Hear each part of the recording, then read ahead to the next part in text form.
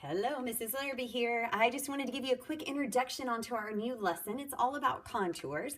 Contour is the outside edge of an object. So in this picture here, I have a baseball. If I were to show you the contour of a baseball, it would be a circle.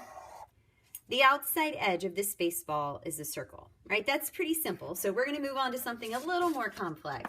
We're going to be drawing each other. We're going to be drawing people and showing the contours of people. Contours just means the outside edge of the person. So we're not drawing their facial features. We're not drawing the clothes they have on. We're just drawing the outside edge. Let me show you how this could look. I have a photo here of a person. The outside edge of this person would be, sometimes we would call it the silhouette. So there would be no detail left. It's just showing the outside edge. So pretend that this guy has a little ant on the top of his head. That ant's going to go all the way around the side of him and down his arm and around and back up. And as the ant's going, I'm going to be drawing at the same time. The trick about contours is to be looking at your subject more than you're looking at your paper. So in class, we're going to be looking at our classmate that's modeling for us more than we're going to be looking down at our paper. But every once in a while, we'll stop, we'll check our paper, make sure we're in the right place, okay? So here's what that would look like. I'm going to start by looking at the top of this guy's head. I'm going to start on my paper at the top of his head. And I'm looking at his picture as I'm drawing over the side. Every once in a while, I'll stop and I'll look at what I'm drawing to make sure it seems kind of accurate, make some corrections if I need to, and then I'll look back at the picture. So now it's down his shoulder. I see that there's some wrinkles in his clothes.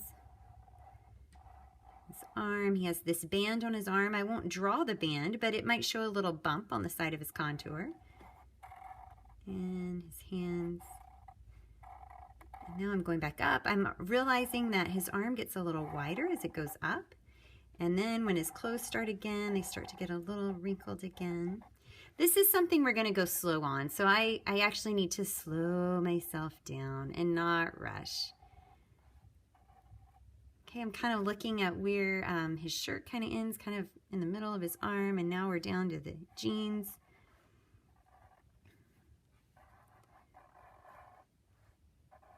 All right, I'm going to look back at my picture for a moment, kind of get an idea of how much further down I need to go. Okay, so I'm somewhere right in here.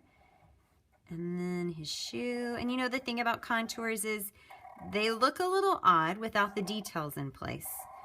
So we're going to have a good laugh in a minute when you see Mrs. Larrabee's contour, because it's going to look a little funny. That's okay.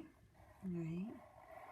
We do this each year. I do this with this grade level, and it seems hard in the beginning, and then it gets really fun after you get the hang of it. And we can all have a good laugh at each other's practices, because that's really what contouring is. We're practicing that eye-hand coordination. This is really helpful if you play sports. You probably hear about eye-hand coordination often. This is going to be right up your alley. This is your kind of art, because this is going to be practicing some of those same muscles, those same skills. Okay. Goes up. A little bump there where that band is. Okay, now we're back to the shirt. I'm following along, but I'm going to stop what I'm doing. I'm going to look back at my picture and see, yeah, I'm kind of in the right place. All right, I'm looking back at my reference. You'll be looking up at your model at this point. All right, now I'm going to do his face. We can just see a little bit of his nose and eyes, and then the top of his head.